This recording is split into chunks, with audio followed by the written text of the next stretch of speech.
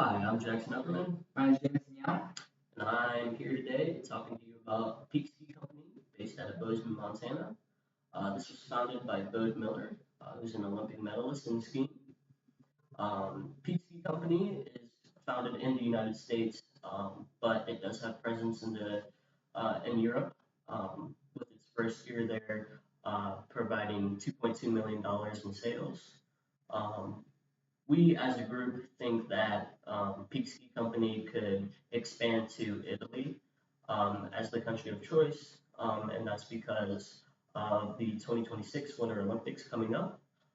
We think that would be very beneficial for the company and increasing those profits. Jameson?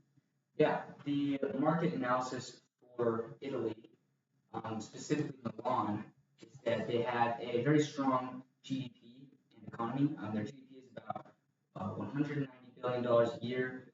This comes out to about 10% of Italy's total GDP every year.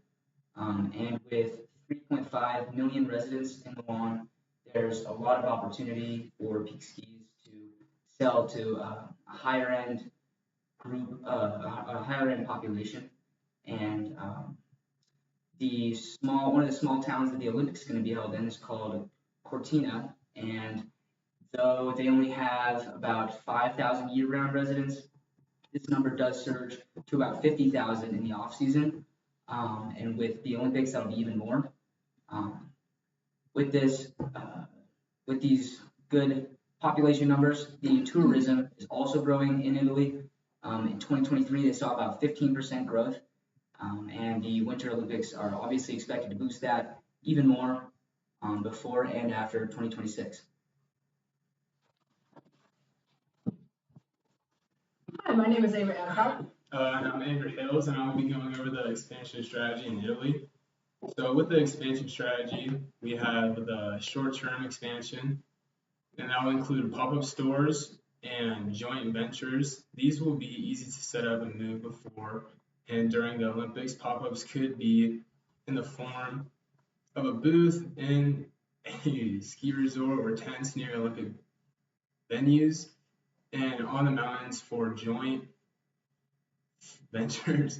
Big Skis could partner with the ski resorts in Cortina and Borino to quickly get product on the floor so that people watching the Olympics can check it out.